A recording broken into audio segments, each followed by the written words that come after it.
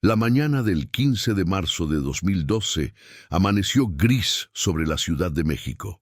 Las nubes cargadas prometían lluvia, pero aún no habían descargado su peso. Mara Castillo, de 28 años, salió de su departamento en la colonia Condesa a las 7:30, como lo hacía cada mañana laboral. Llevaba puesto un suéter color vino, jeans oscuros y sus tenis blancos favoritos, ya gastados pero cómodos. Su cabello castaño, ondulado, estaba recogido en una colonia alta, y en su rostro lucía apenas un toque de rímel y brillo labial. Era una mujer menuda, de 1,60 m de estatura, con una sonrisa tímida que reservaba para quienes conocía bien. Trabajaba como diseñadora gráfica freelance, pero ese día tenía una cita importante con un cliente potencial en un café de la colonia Roma. Antes de salir, dejó una nota en la mesa de la cocina para su compañera de departamento, Daniela. Fui a la reunión. Regreso como a las 12. ¿Luego vamos por tacos? Mara guardó su laptop en su mochila de lona gris. Revisó que llevaba su cartera, su teléfono celular y un dispositivo GPS portátil que su padre le había regalado años atrás, cuando viajaba sola por carretera. Era un aparato Garmin antiguo, modelo 2008, que ella llevaba más por cariño que por utilidad real, pues ya usaba el GPS de su teléfono. Cerró la puerta con doble llave y bajó las escaleras del edificio de 4 pisos. Si me permiten un momento, me encantaría que se suscribieran al canal para no perderse historias como esta. Déjenos saber en los comentarios desde qué parte de México o del mundo nos están viendo. Sigamos con la historia de Mara. El café donde tenía la cita se llamaba La Tinta Verde, un lugar pequeño con paredes de ladrillo expuesto y plantas colgantes. Mara llegó 15 minutos antes, como era su costumbre. Ordenó un café americano y se sentó en una mesa junto a la ventana que daba a la calle Orizaba. Sacó su laptop y revisó una vez más la presentación que había preparado. El cliente, un hombre llamado Roberto Fuentes, representaba a una editorial que buscaba renovar su imagen corporativa. Era un proyecto grande, el tipo de contrato que podría estabilizar sus finanzas por varios meses. A las 9 en punto, Roberto llegó. Era un hombre de unos 45 años, de complexión robusta, con lentes de armazón grueso y una sonrisa cordial. Llevaba un portafolio de piel café bajo el brazo. Se saludaron con un apretón de manos y Roberto ordenó un capuchino antes de sentarse frente a ella. La reunión fluyó bien durante la primera media hora. Mara mostró su portafolio, explicó su visión creativa y Roberto parecía genuinamente interesado. Tomaba notas en una libreta pequeña y asentía con frecuencia. «Me gusta tu estilo», dijo Roberto, inclinándose un poco hacia adelante. «Es fresco pero profesional, exactamente lo que buscamos». Mara sintió una oleada de alivio y emoción. «Me encantaría trabajar en esto», respondió, tratando de no sonar demasiado ansiosa. Roberto cerró su libreta y guardó su pluma. «Perfecto, necesito comentarlo con mi socia, pero creo que podemos avanzar. ¿Podríamos vernos de nuevo mañana para afinar detalles? Quizá en nuestra oficina, para que conozcas el equipo». Mara asintió, intentando contener su entusiasmo. «Claro, sin problema. ¿A qué hora te viene bien? ¿A las 10 de la mañana? La oficina está en la Colonia del Valle, sobre Félix Cuevas». Roberto anotó la dirección exacta en una servilleta y se la pasó. Se despidieron con otro apretón de manos cerca de las 10 de la mañana.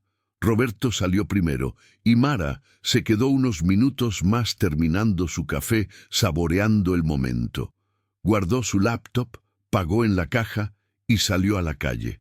El cielo seguía nublado, pero el aire olía fresco, con ese aroma característico de la ciudad antes de la lluvia.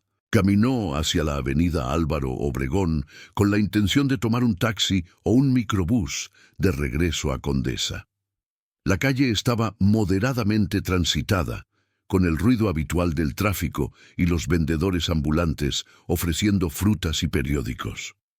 En la esquina, un auto sedán blanco se detuvo junto a ella. Mara no le prestó atención al principio, pensando que esperaba a alguien más. Pero la ventanilla del copiloto bajó y un hombre joven, de unos 30 años, asomó la cabeza. Tenía el cabello corto, rasgos comunes y vestía una camisa azul clara. «Disculpa, ¿sabes cómo llegar al hospital ABC?», preguntó con tono educado. Mara se acercó un poco, sacando su teléfono para abrir el mapa. «Sí, déjame ver exactamente». Mientras miraba la pantalla, no notó que la puerta trasera del auto se abría silenciosamente. Todo sucedió en cuestión de segundos. Dos manos la agarraron por los hombros desde atrás y la jalaron hacia el interior del vehículo. Mara gritó, pero una mano se cerró sobre su boca. Su mochila cayó al pavimento. El auto arrancó con brusquedad, dejando un rastro de llantas sobre el asfalto mojado por la ligera llovizna que había comenzado a caer. Una mujer que vendía flores en la esquina fue testigo de la escena. Se quedó paralizada por unos segundos, sin poder procesar lo que acababa de ver. Luego corrió hacia donde había caído la mochila, gritando por ayuda. Varios transeúntes se acercaron, pero el auto ya había desaparecido entre el tráfico. La vendedora de flores, una señora de unos 60 años llamada Socorro, llamó al número de emergencias desde el teléfono de un joven que se detuvo a ayudar. «Se llevaron a una muchacha. La metieron a un carro blanco a la fuerza. ¡Vengan rápido!». Su voz temblaba mientras daba la ubicación exacta. La policía llegó 20 minutos después. Dos patrullas se estacionaron con las torretas encendidas. Los oficiales entrevistaron a Socorro y a otros dos testigos, aunque sus descripciones del auto y los secuestradores eran vagas. Un sedán blanco, posiblemente un Nissan Tsuru, al menos 2 hombres, quizá 3. Todo había pasado tan rápido que nadie pudo anotar las placas. Uno de los oficiales recogió la mochila de Mara con guantes y la revisó. Dentro encontró su laptop, su cartera con su credencial de elector, su teléfono celular y el GPS antiguo. El teléfono estaba bloqueado con contraseña. El oficial llamó a sus superiores para reportar un posible secuestro. Daniela, la compañera de departamento de Mara, no supo que algo malo había pasado hasta casi las 3 de la tarde. Había salido temprano esa mañana a clases en la universidad y no regresó hasta el mediodía. Al ver que Mara no estaba, asumió que la reunión se había extendido o que había salido a comer. Pero cuando pasaron las 2 de la tarde sin noticias, comenzó a preocuparse. Le mandó varios mensajes de texto que no fueron respondidos. Luego llamó, pero el teléfono sonaba apagado. A las 3:15 tocaron a la puerta del departamento. Daniela abrió y se encontró con 2 agentes ministeriales. Su corazón dio un vuelco. «¿Daniela Ortiz?», preguntó uno de ellos, un hombre de mediana edad con bigote canoso. «Sí, soy yo. ¿Qué pasó?». «Necesitamos hablar sobre Mara Castillo». «¿Es su compañera de departamento?». Daniela asintió, sintiendo que las piernas le flaqueaban. «Sí, vivimos juntas, ¿está bien? ¿Qué pasó?». Los agentes entraron y le explicaron la situación con la mayor delicadeza posible, aunque las palabras sonaban brutales de todas formas. Secuestro, testigos, auto blanco, mochila recuperada. Daniela se dejó caer en el sillón, tapándose la boca con ambas manos. «No puede ser. No puede ser real. ¿Quién haría algo así? Mara no tiene enemigos. Ella es la persona más tranquila del mundo». Uno de los agentes tomó asiento frente a ella. «Necesitamos contactar a su familia. ¿Tiene los números?».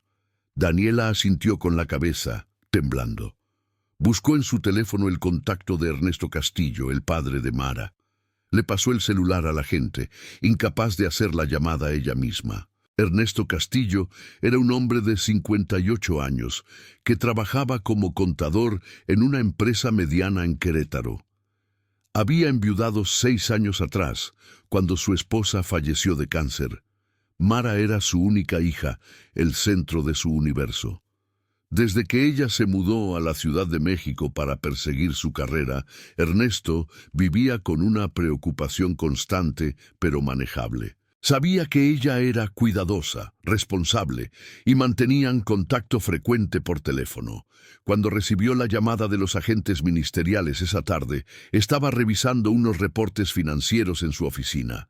El número desconocido lo hizo dudar, pero algo en su instinto le dijo que contestara.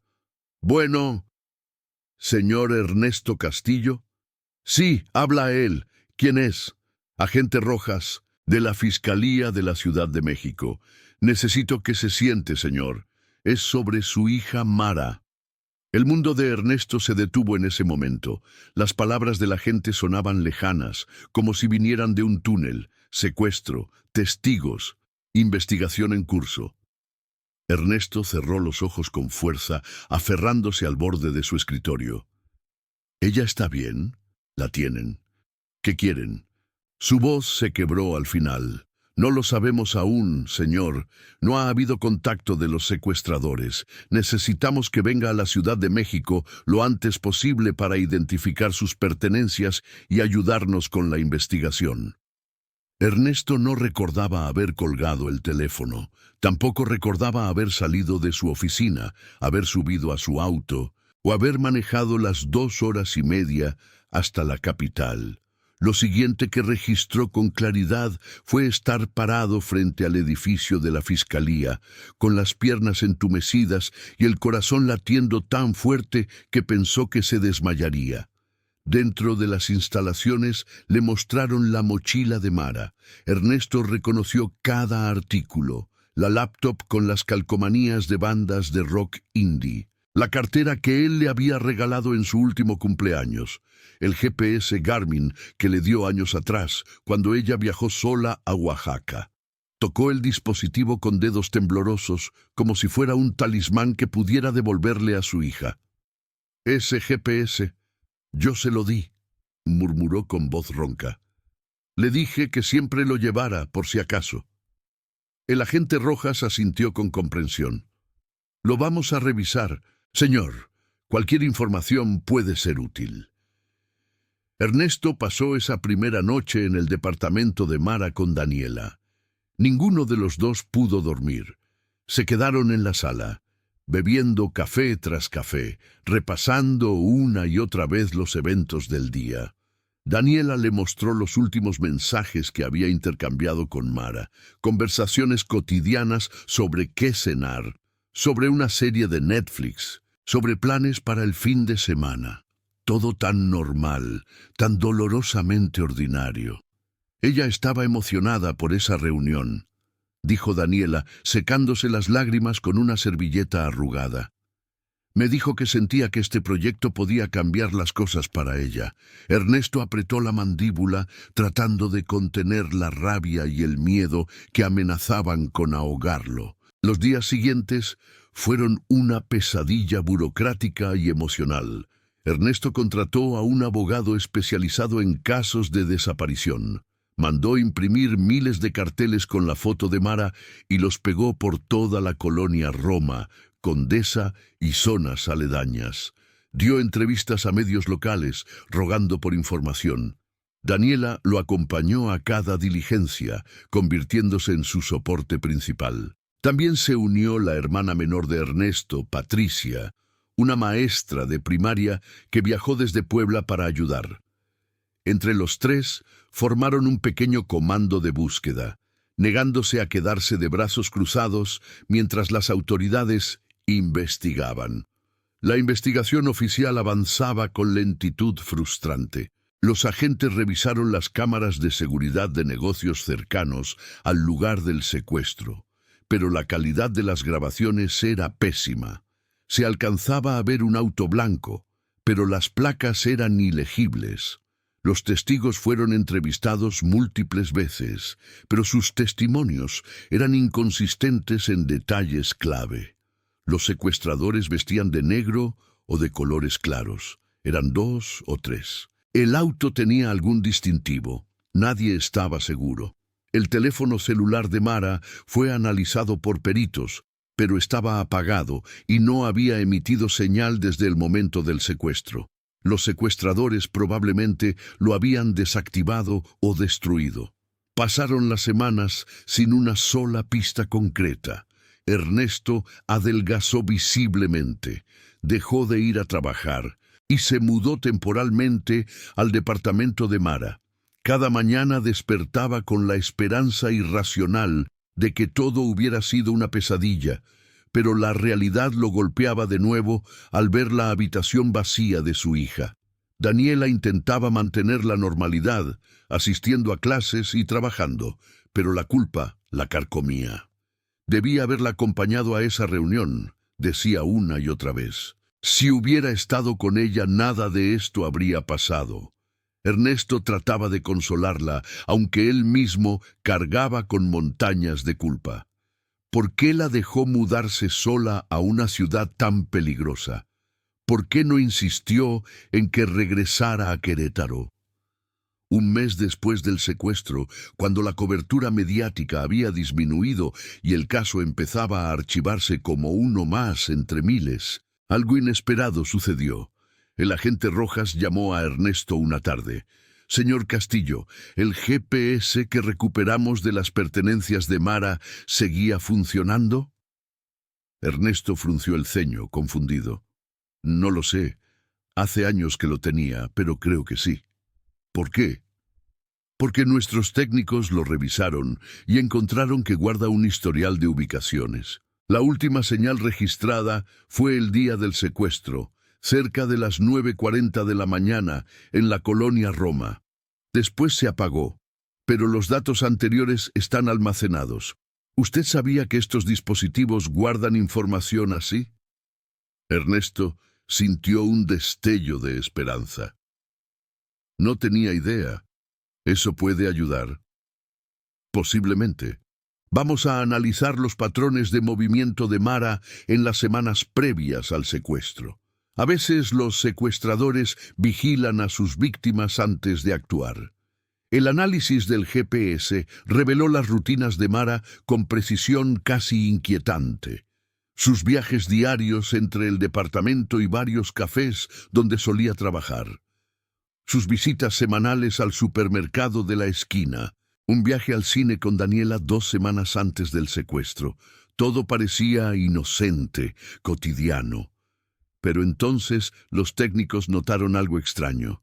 En 3 ocasiones distintas durante las 2 semanas previas, el GPS había registrado que Mara estuvo en una zona industrial al oriente de la ciudad, cerca de Iztapalapa. Los registros eran breves, de no más de 30 minutos cada vez, y ocurrieron en horarios específicos, siempre alrededor del mediodía. Cuando Rojas confrontó a Ernesto y Daniela con esta información, ambos quedaron perplejos. «Mara nunca mencionó ir a Iztapalapa», dijo Daniela, revisando sus mensajes de texto de esas fechas. «No tiene sentido. Ella no conocía a nadie por allá». Ernesto palideció. ¿Y si alguien tomó su mochila sin que se diera cuenta? ¿O si estos registros son errores del GPS? Rojas negó con la cabeza. Los GPS de esa generación son bastante precisos. Es poco probable que sean errores. ¿Tenía algún cliente o proyecto en esa zona? Daniela revisó la agenda de trabajo de Mara en su laptop compartida. No había ninguna cita registrada en esa área. La policía decidió investigar las ubicaciones exactas que había registrado el GPS. Ernesto insistió en acompañarlos y Rojas aceptó a regañadientes. Junto con 2 agentes más, viajaron a la primera dirección un martes por la mañana. Era una zona de bodegas y talleres mecánicos, con calles sin pavimentar y edificios de lámina oxidada. El GPS los guió a un lote baldío rodeado por una cerca de malla ciclónica. No había nada notable allí, Solo basura acumulada y maleza creciendo entre los escombros. ¿Por qué vendría Mara aquí?, murmuró Ernesto, mirando a su alrededor con desconcierto. Los agentes tomaron fotos y anotaciones, pero no encontraron nada útil. La segunda ubicación era igualmente desconcertante: un taller de reparación de autos cerrado, con un letrero desteñido que decía «Servicio González». Las ventanas estaban cubiertas con periódicos amarillentos. Rojas tocó a la puerta metálica, pero nadie respondió. Preguntaron en los negocios vecinos, pero nadie recordaba haber visto a una mujer joven que coincidiera con la descripción de Mara. La tercera ubicación resultó ser la más intrigante. Era una casa pequeña, de un solo piso, pintada de color mostaza descolorido. Tenía rejas en las ventanas y un jardín descuidado al frente. La casa estaba habitada. Cuando los agentes tocaron a la puerta, una mujer de unos 60 años abrió. Tenía el cabello teñido de negro, ropa sencilla y una expresión de cautela. ¿Sí? ¿Qué se les ofrece? Rojas mostró su identificación. Buenas tardes, señora. Somos de la Fiscalía. Estamos investigando un caso de desaparición. ¿Conoce usted a esta persona? Le mostró una foto de Mara. La mujer entrecerró los ojos, estudiando la imagen con cuidado. Luego negó con la cabeza. No, nunca la he visto. ¿Por qué? Tenemos registros que indican que estuvo en esta dirección hace unas semanas. ¿Está segura de que no vino aquí? La mujer se tensó visiblemente. Les digo que no la conozco. ¿Qué clase de registros? Rojas no entró en detalles. ¿Vive sola, señora? Con mi hijo, pero él no está ahorita. ¿Cómo se llama su hijo? La mujer dudó antes de responder. Roberto Fuentes. Ernesto sintió que el aire se le escapaba de los pulmones. ¿Roberto Fuentes?, repitió acercándose. ¿Su hijo se llama Roberto Fuentes? La mujer lo miró con desconfianza. Sí. ¿Por qué? ¿Qué tiene que ver mi hijo con esto? Ernesto sacó su teléfono con manos temblorosas y buscó en las notas que había tomado durante las primeras entrevistas con Daniela. Ese era el nombre del cliente con el que Mara tenía la reunión el día que desapareció. Roberto Fuentes. Dijo que representaba a una editorial. Rojas intercambió una mirada significativa con los otros agentes. Señora, necesitamos hablar con su hijo. ¿Cuándo regresa? No lo sé, está de viaje. ¿De viaje a dónde? No me dijo exactamente. Trabaja en ventas, viaja mucho. Los agentes pidieron permiso para registrar la casa, pero la mujer se negó sin una orden judicial. Rojas no insistió en ese momento. Era mejor no alertarla. Salieron de la propiedad y regresaron al auto. Ernesto estaba temblando de rabia e impotencia. Es él. Tiene que ser él. ¿Cómo puede ser una coincidencia? Rojas asintió, ya marcando en su teléfono. Voy a pedir una orden de cateo y una investigación completa de Roberto Fuentes. Esto cambia todo. En cuestión de horas, los investigadores habían recopilado información sobre Roberto Fuentes Hernández, de 42 años. No tenía antecedentes penales, pero su historial laboral era errático. Había trabajado en múltiples empresas de ventas y publicidad, nunca durando más de 2 años en ninguna. No había registro de que trabajara actualmente para ninguna editorial. La orden de cateo fue aprobada 2 días después. Un equipo de 6 agentes, acompañados por peritos, llegó a la Casa Mostaza al amanecer. La madre de Roberto, cuyo nombre era Dolores Hernández, abrió la puerta con evidente molestia, pero no pudo impedirles la entrada. La casa olía a humedad y comida recalentada. Los muebles eran viejos y estaban desgastados. En la sala había una televisión de tubo y un sillón con los cojines hundidos. Los agentes se dispersaron, revisando cada habitación meticulosamente. En el cuarto que pertenecía a Roberto encontraron varias cosas inquietantes. Había una computadora portátil vieja sobre un escritorio improvisado. Uno de los peritos la encendió y comenzó a revisar los archivos. También encontraron una caja de zapatos bajo la cama llena de identificaciones falsas, con diferentes nombres, pero todas con la foto de Roberto. Tarjetas de presentación de empresas que no existían. Y lo más escalofriante, una carpeta con fotos impresas de varias mujeres jóvenes. Mara estaba entre ellas. Había al menos 6 fotografías de ella tomadas desde lejos, sin que ella se diera cuenta. En un parque, entrando a un café, caminando por la calle. Ernesto, que había sido autorizado a presenciar el cateo desde la entrada, se desplomó contra la pared al ver las fotos. Daniela, que también estaba allí, gritó y comenzó a llorar histéricamente. Dolores Hernández fue arrestada por obstrucción a la justicia. Durante el interrogatorio inicial, insistió en que no sabía nada de las actividades de su hijo. Roberto es un buen muchacho, trabaja duro, si hizo algo malo, yo no sé nada.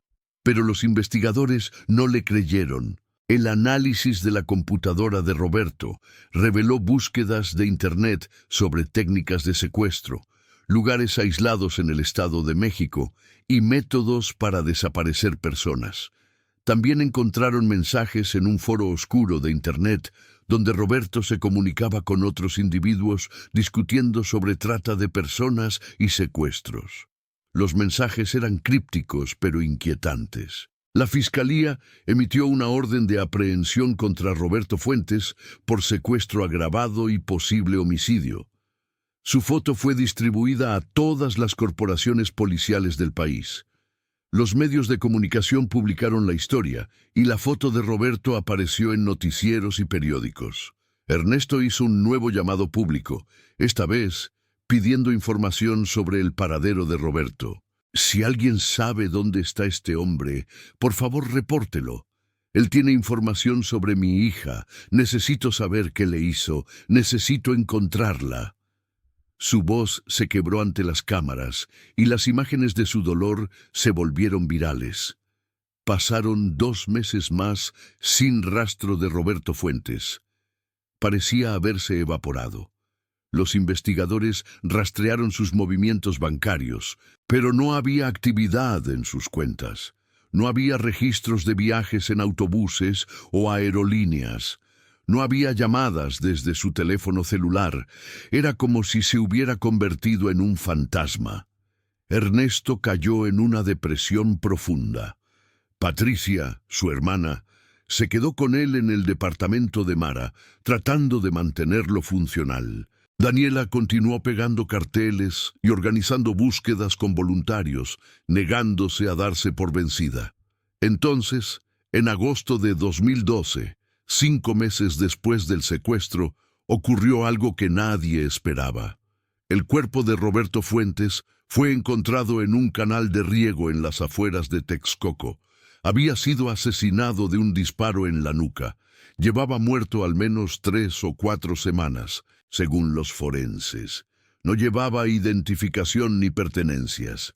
Fue identificado por sus huellas dactilares.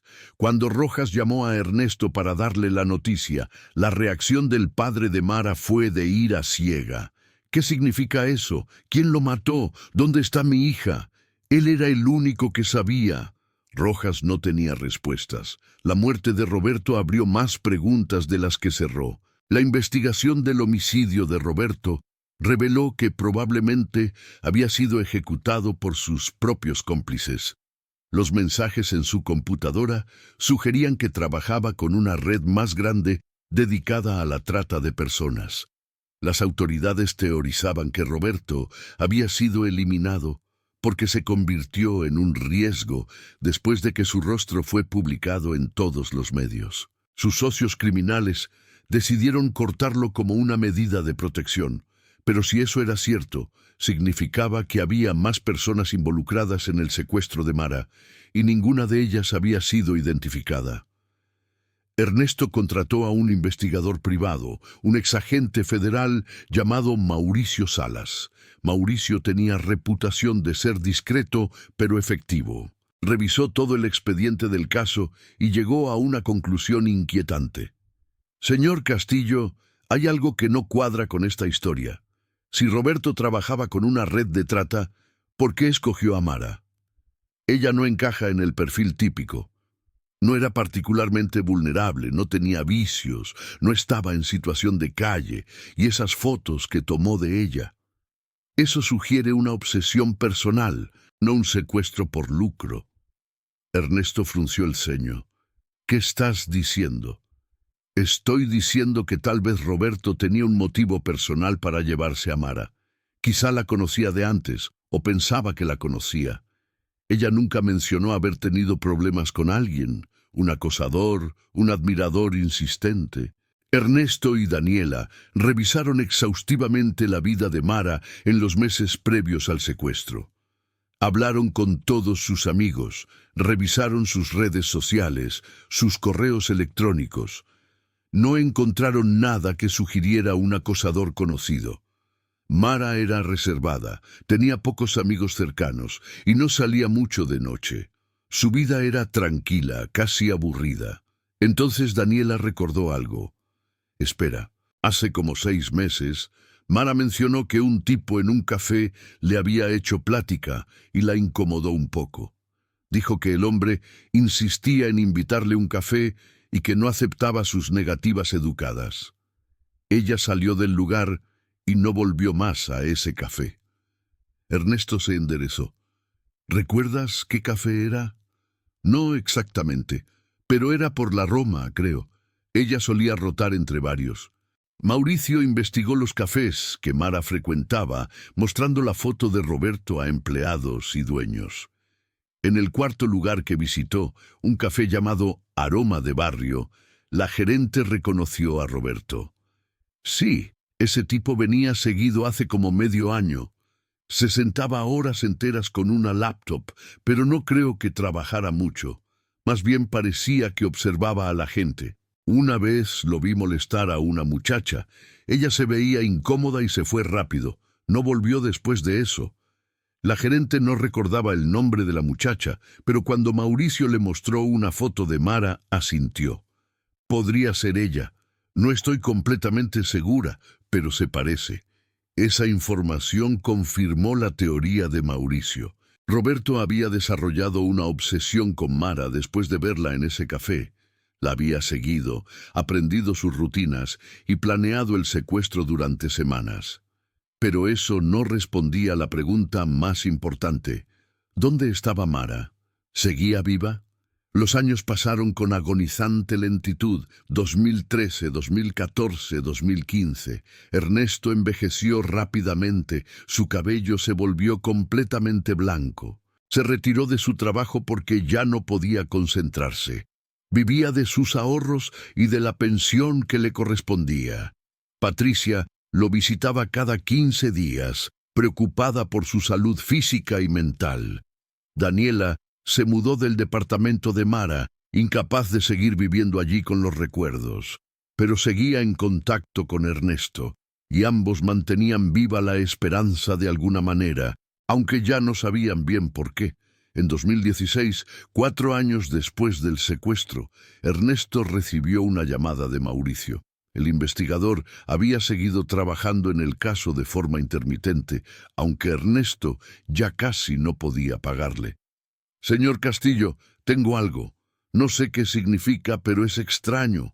Mauricio explicó que había rastreado los movimientos bancarios de uno de los contactos de Roberto en el foro oscuro de Internet, un usuario con el alias Cazador. Después de meses de trabajo, había identificado a la persona real detrás del alias. Se llamaba Vicente Lara, un hombre de 53 años que vivía en Toluca. Vicente había sido arrestado recientemente por cargos no relacionados, fraude fiscal. Estaba en prisión preventiva. Mauricio visitó a Vicente en la cárcel, fingiendo ser un periodista interesado en escribir sobre criminalística. Vicente, que era arrogante y disfrutaba la atención, habló más de lo que debería.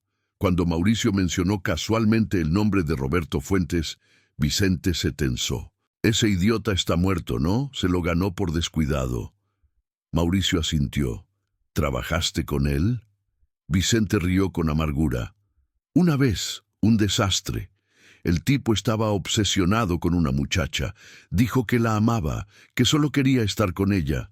Yo le dije que eso no era negocio, que esa clase de sentimientos complican todo. Pero no me escuchó. ¿Qué pasó con la muchacha? Vicente se encogió de hombros. No lo sé. Roberto se la llevó a una casa de seguridad en el Estado de México. Yo me salí del asunto después de eso. Demasiado riesgo. Mauricio reportó esa conversación a las autoridades. La fiscalía interrogó a Vicente formalmente, pero él se negó a dar más detalles sin un acuerdo de reducción de sentencia. Los abogados negociaron durante semanas. Finalmente, Vicente aceptó cooperar a cambio de que ciertos cargos fueran retirados. Dio la ubicación aproximada de la casa de seguridad que mencionó.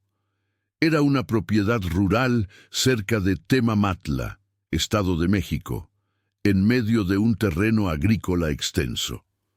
La casa había pertenecido a un familiar de Roberto, que había fallecido años atrás, y había estado abandonada desde entonces. Un operativo policial fue organizado para revisar la propiedad en octubre de 2016. Ernesto fue notificado, pero le advirtieron que no viajara allá hasta que el lugar fuera asegurado. Él ignoró la advertencia. Llegó a la zona al mismo tiempo que los agentes, acompañado de Patricia y Daniela. La casa era una construcción de adobe de 2 habitaciones, con techo de lámina oxidada y paredes agrietadas. Estaba rodeada por campos de maíz marchitos. No había electricidad ni agua corriente. La puerta principal estaba cerrada con un candado oxidado que los agentes rompieron con facilidad. Dentro, la casa olía a humedad y decadencia. El piso era de tierra compactada. Había basura acumulada en las esquinas y manchas oscuras en las paredes que parecían ser de humedad o moho. En la habitación del fondo, los agentes encontraron una cama de metal con un colchón podrido. Había cadenas oxidadas atornilladas a la pared. Y en un rincón, escondida debajo de una pila de trapos, encontraron una prenda de ropa. Era un suéter color vino, sucio y desgarrado. Ernesto lo reconoció de inmediato. Era el suéter que Mara llevaba puesto el día de su desaparición. Ernesto se arrodilló en el suelo polvoriento, sosteniendo el suéter contra su pecho, y lloró como no había llorado en años. Patricia y Daniela se unieron a él, abrazándolo. Los agentes buscaron más evidencia. Encontraron huellas dactilares en varios lugares de la casa que coincidían con las de Roberto Fuentes. También encontraron restos de comida enlatada y botellas de agua vacías. Todo sugería que alguien había estado viviendo allí de forma esporádica, pero no había rastro de Mara, ni de su cuerpo, ni de más pistas sobre qué había sido de ella. Los peritos forenses analizaron el colchón y las cadenas. Encontraron trazas de sangre tipo O positivo, el mismo tipo que Mara. Las pruebas de ADN confirmaron que era su sangre. Eso significaba que ella había estado allí, que probablemente había sido retenida en esa habitación. Pero la cantidad de sangre era relativamente pequeña, consistente con lesiones leves, no con un trauma mortal. Los investigadores teorizaron que Mara había sido mantenida en esa casa durante un tiempo indeterminado después del secuestro, pero eventualmente había sido movida a otro lugar, o algo peor había sucedido. Ernesto suplicó a las autoridades que continuaran buscando. Se organizaron rastreos en los terrenos circundantes, con perros entrenados y voluntarios. Buscaron durante semanas. Encontraron algunos huesos en una zona boscosa cercana, pero el análisis reveló que eran de animales. No encontraron ningún cuerpo humano. La investigación llegó a otro punto muerto. Vicente Lara insistió en que no sabía más.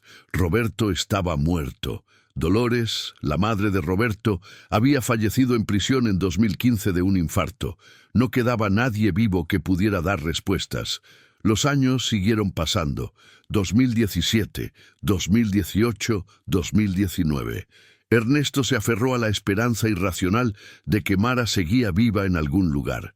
Daniela se casó y tuvo un hijo, pero nunca olvidó a su amiga. Cada año, en el aniversario de la desaparición, organizaba una pequeña vigilia en la colonia Roma.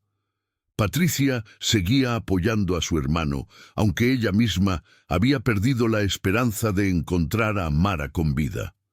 En marzo de 2020, cuando el mundo se sumió en la pandemia, Ernesto enfermó gravemente de COVID-19. Fue hospitalizado durante 3 semanas. En su delirio febril soñaba con Mara. La veía niña, corriendo en el parque, sonriendo. La veía adulta, mostrándole orgullosa su primer trabajo de diseño. Cuando finalmente se recuperó y regresó a casa, estaba más débil que nunca, tanto física como emocionalmente. Entonces, en julio de 2020, 8 años después de la desaparición, sucedió lo impensable. El agente Rojas, que para entonces ya se había retirado, pero seguía manteniendo contacto esporádico con Ernesto, recibió una llamada de la unidad de análisis de datos de la Fiscalía. Rojas, tenemos algo extraño. ¿Recuerdas el caso de Mara Castillo? Claro que sí. ¿Qué pasa? El GPS que recuperamos en 2012, ese aparato viejo que guardamos como evidencia, acaba de enviar una señal. Rojas sintió que su corazón se saltaba un latido. ¿Qué dijiste? Lo que oyes. El GPS se activó hace 2 horas y transmitió su ubicación. No sabemos cómo es posible. El aparato lleva 8 años almacenado en el depósito de evidencias. Pero la señal es real. Rojas llamó inmediatamente a Ernesto. El padre de Mara apenas podía procesar la información. ¿Cómo puede ser eso? El GPS está con ustedes, ¿no? Sí, está aquí. Pero aparentemente estos dispositivos tienen una función de emergencia que puede activarse remotamente bajo ciertas condiciones.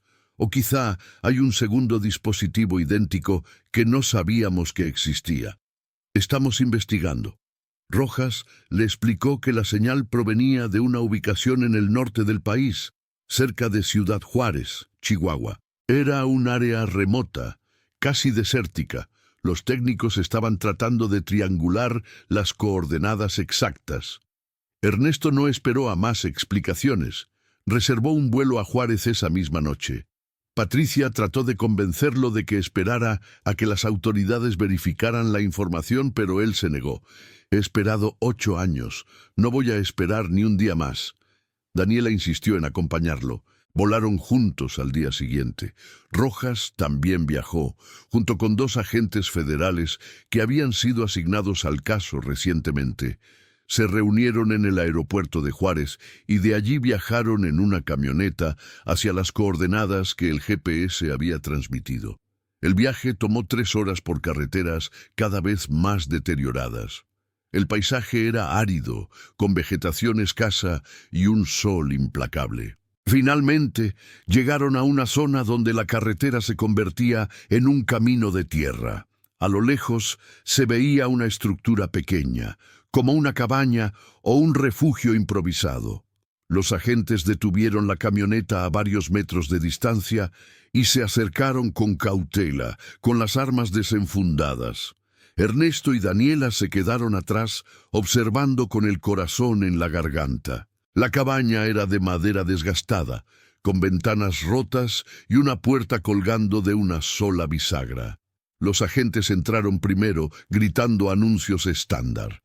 Después de unos minutos que parecieron eternos, uno de ellos salió y le hizo una señal a Rojas. «Hay alguien aquí, una mujer, está viva pero en mal estado».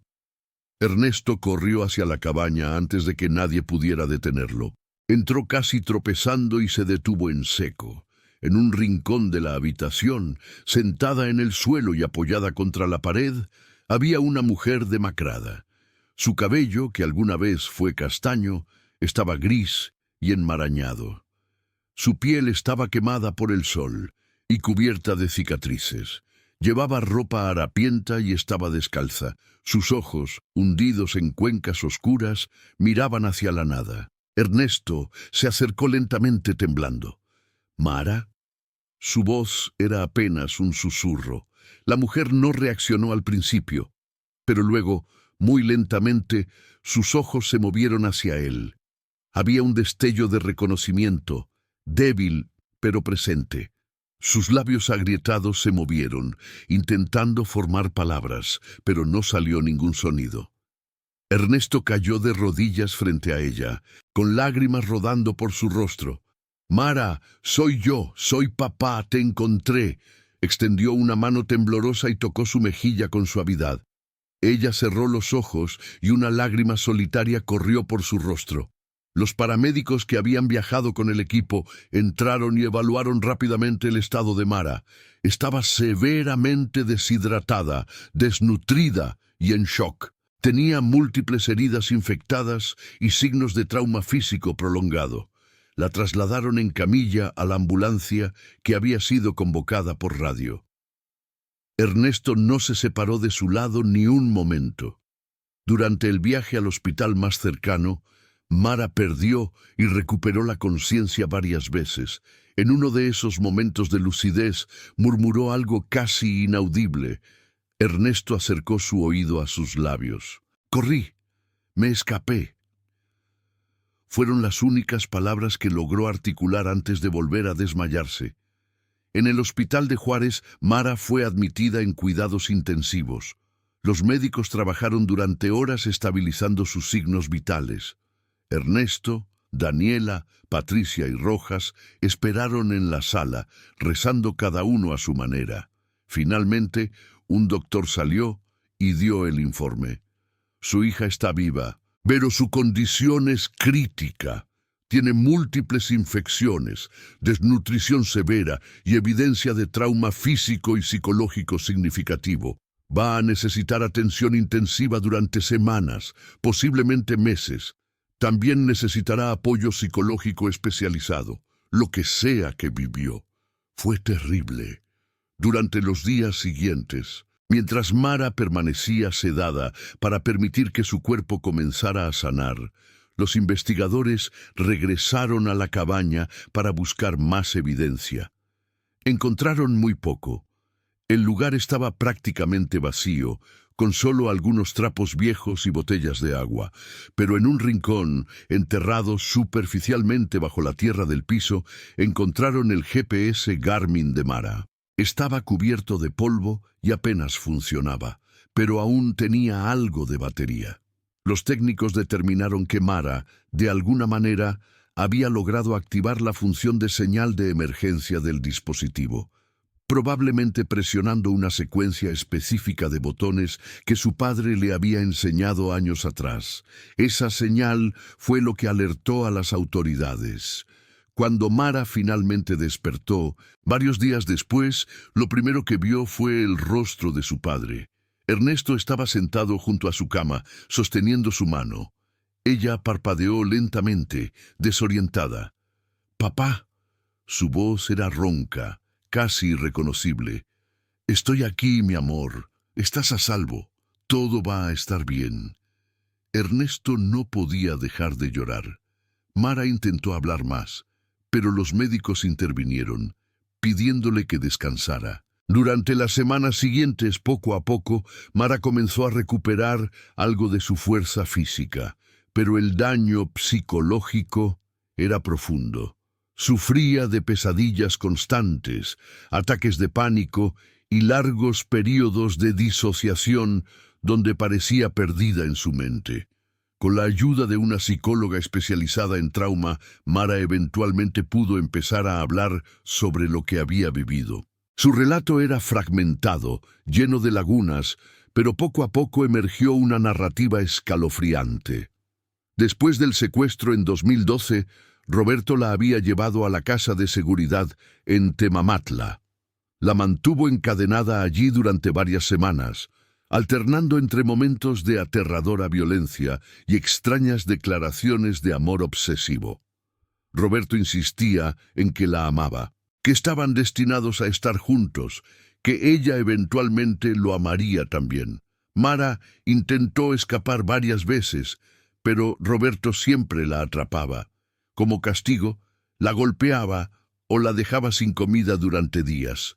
Eventualmente, cuando Roberto se dio cuenta de que su rostro estaba en todas las noticias, entró en pánico. Decidió moverla a un lugar más remoto. La transportó drogada en el baúl de un auto durante días, deteniéndose solo para darle agua.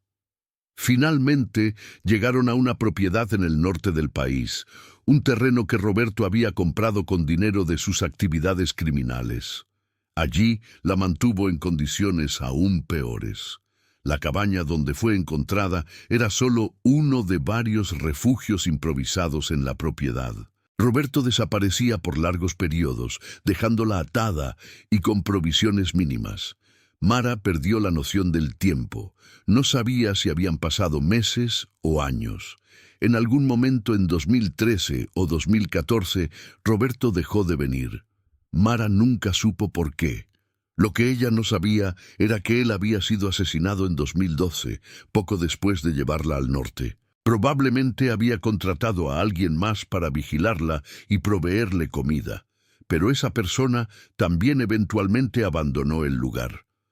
Mara sobrevivió comiendo lo poco que podía encontrar: cactus, insectos, agua de lluvia que recolectaba en recipientes improvisados. Se movió entre varios de los refugios abandonados en la propiedad, buscando sombra y protección. En algún momento encontró el GPS que Roberto había dejado entre sus pertenencias confiscadas. Recordaba vagamente que su padre le había enseñado cómo usar la función de emergencia, aunque eso había sido años atrás. Pasó meses tratando de hacer funcionar el aparato, presionando diferentes combinaciones de botones hasta que finalmente, por algún milagro, la señal se transmitió. El relato de Mara dejó a todos devastados. Los psicólogos explicaron a Ernesto que su recuperación sería larga y difícil. Ella había pasado 8 años en condiciones de privación extrema, aislamiento total y trauma constante. Su capacidad de confiar en otros, de sentirse segura, de funcionar normalmente en la sociedad, había sido gravemente dañada. Pero estaba viva, y aunque el camino sería largo, había esperanza de que eventualmente pudiera reconstruir algo parecido a una vida normal. Mara fue trasladada a un centro de rehabilitación especializado en la Ciudad de México. Ernesto alquiló un departamento cerca para estar cerca de ella todos los días. Daniela la visitaba regularmente, aunque las reuniones eran agridulces. Mara no recordaba mucho de su vida antes del secuestro. Su mente había bloqueado muchos recuerdos como mecanismo de defensa. A veces reconocía a Daniela, otras veces la miraba como a una extraña. Patricia ayudaba coordinando el tratamiento médico y psicológico, que era extenso y costoso. Afortunadamente, el gobierno ofreció cubrir muchos de los gastos después de que el caso volvió a ser noticia nacional. La historia del rescate de Mara se volvió viral. Medios de todo el país y del extranjero cubrieron el caso. Había fascinación morbosa por los detalles de su supervivencia, pero también había genuina compasión. Se organizaron campañas de recaudación de fondos para apoyar su tratamiento. Otros familiares de personas desaparecidas vieron en su historia un destello de esperanza, aunque estadísticamente ella era una excepción extrema. La mayoría de las personas que desaparecen en México nunca son encontradas.